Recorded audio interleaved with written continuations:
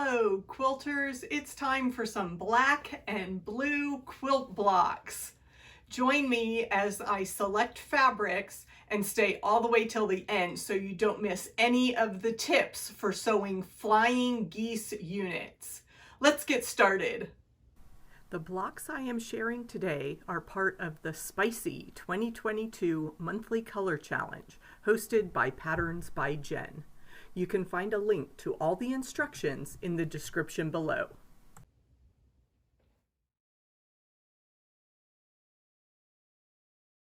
My bins of fabric sorted by color, and this is my neutral bin. So it was supposed to be black and white and gray and like tans and creams for backgrounds. But you can see I've got some other random bits because I just tend to throw everything in here. So like I said, I've got some creams and browns buried in there, but this month is black. And so the pattern calls for black and gray. And I like things with just a little bit of texture or tone on tone print. So this would be great, but it's a pretty small scrap. So unfortunately, I have to leave that aside. This is just a very dust lint covered piece of solid. And I don't really like solids. They don't give me that much dimension. This is a great light gray on white print. I'm not going to use the browns and stuff. Oh, but here's some fun. This is a true gray with a cream floral print on it, and for the smaller blocks I think I can get it out of that leftover strip, and a small piece of hand dye gray. That hand dyes give you that mottled effect that's really cool, and so I think that would work for a dark and a light small block. And then just some other scraps in here. Metallic prints would be fine. Not saying much to me these days. These black and white prints are a lot of fun. So lots of choices here in black and white prints. Let me keep digging. I'm staying away from the creams because the color scheme is black and gray. That's another good gray tone on tone print. Oh, but I've got some of the Dimples line. This has that texture that I like. And if I pair it with another print, small black print on a white background, that would give me the good contrast that I need. I'm actually making 3 versions of the block. So let me see. Again, lots of fabrics that have more white. This was a fun print, but it has that cream or brown feel. Ooh, but this is nice, those leaves. And I've got a dark right there to pair that with that also has a little bit of a gray. These leaves are gray and it picks up that kind of blue-gray effect of that dark solid. So there we have our 3 choices. I've got the kind of blue-gray version. I've got the black and white version. And I've got the gray with the hand dye. So I like to make 2 versions of the smaller block with the placement reversed, and then one of the larger block.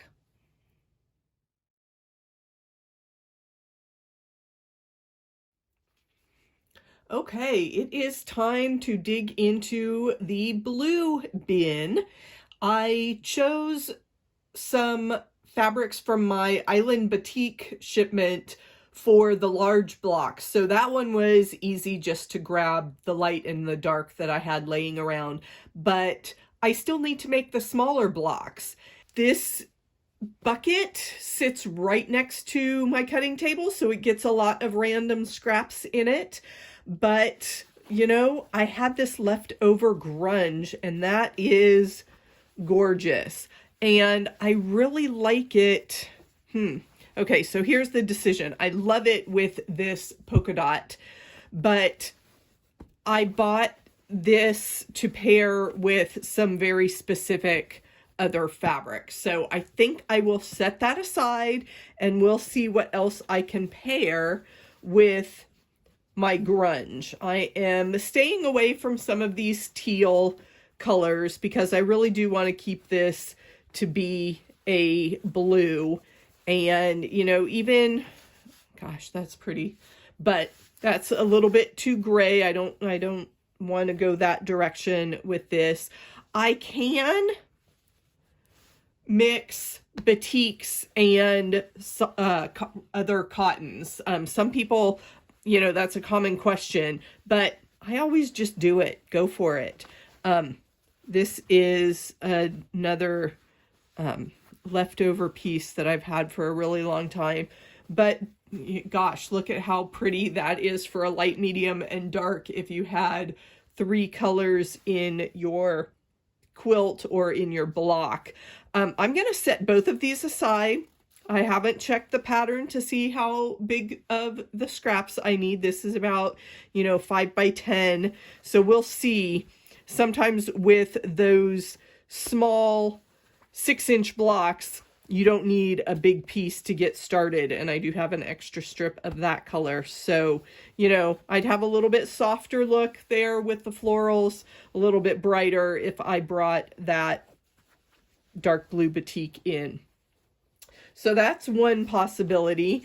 And like I said, I got some random neutrals thrown in here, but I want to put those aside. Some, you know, cast off scraps from other projects I'll get mixed in. I really do love that as a dark. So what jumps out right off the bat is that soft print. And look how nice that looks as a dark and a light. So, you know, I'm going to keep it easy today and we will go with that. But look at these other treasures. Look at how cool that is with just the tiny flecks. You guys know me and texture, so that would certainly work. I've got, you know, more dark blue scraps. I need to get back to my blue stars quilt. Even that would be fun, as take the lighter floral with that dark tone on tone. So you can see from these scraps how things evolve, how your fabric shopping may change over the years. I have a lot of these tone on tones and very few, you know, big, bold, multicolor prints. This was a sweet little Christmas. That would be a great backing for a holiday project, or, you know, focus fabric on the borders and stuff if you could fussy cut that to keep the directions there. I had this fun fabric. It has math problems on it, so I used this as the bulletin board cover in my classroom for many years, and you know, it'll be a great fabric to use up in a quilt someday.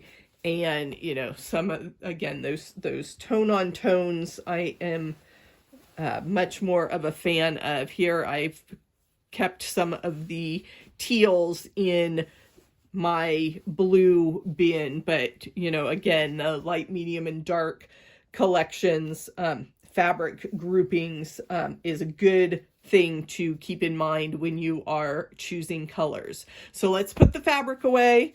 I've got my 2 choices here for my 2 small blocks, and we will learn some techniques for flying geese as we put this block together.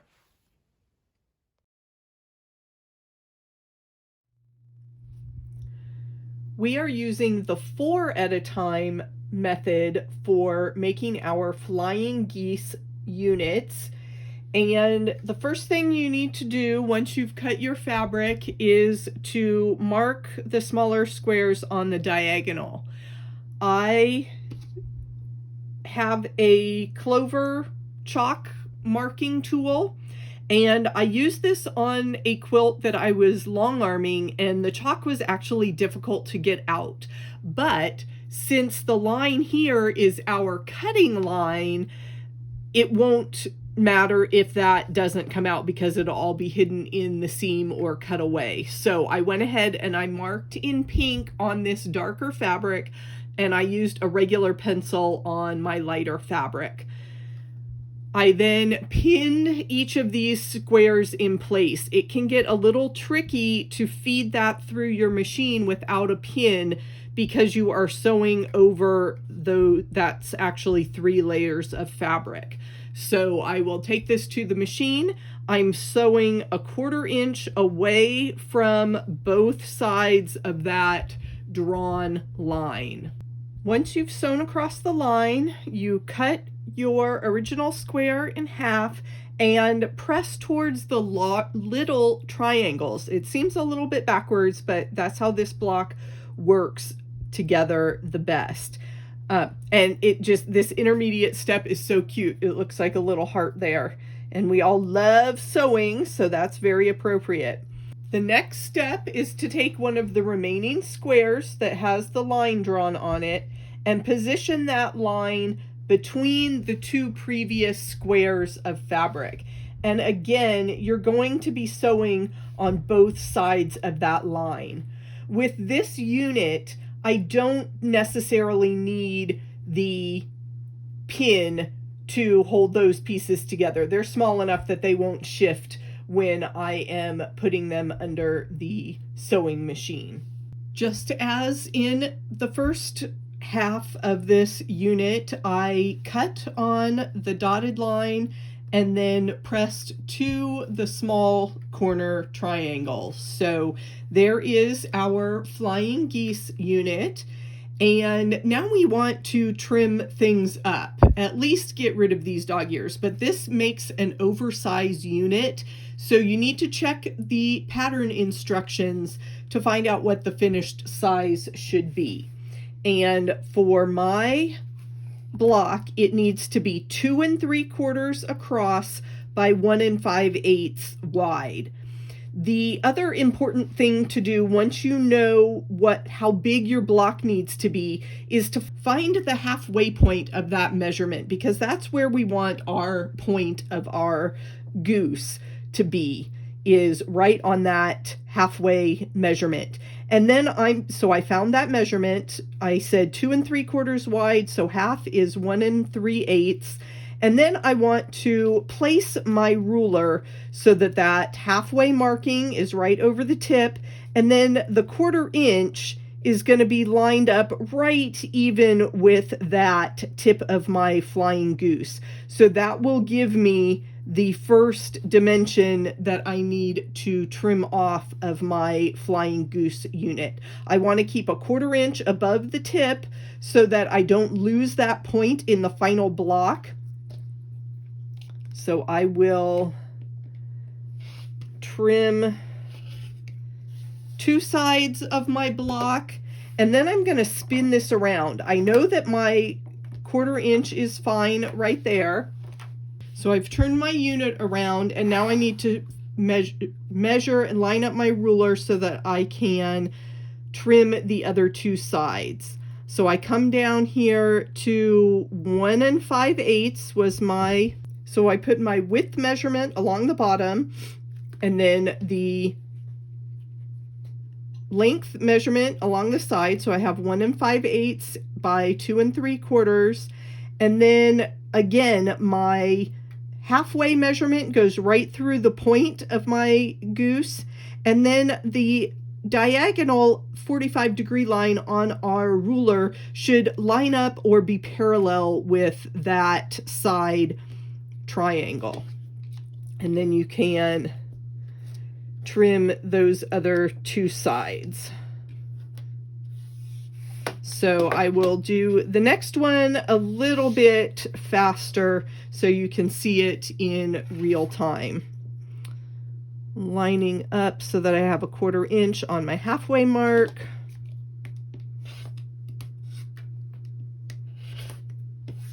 Trim 2 sides. Turn it around. 2 3/4 by 1 5/8 with our diagonal lined up there.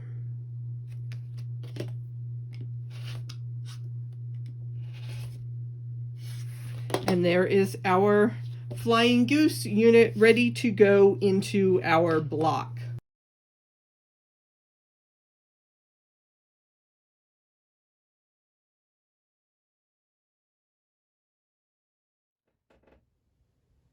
It has been a fun journey so far with the spicy 2022 monthly color challenge. I can't wait to see what comes next. In the meantime, I can always put together some more half square triangles. Here are my top suggestions on popular blocks to make with hourglass units.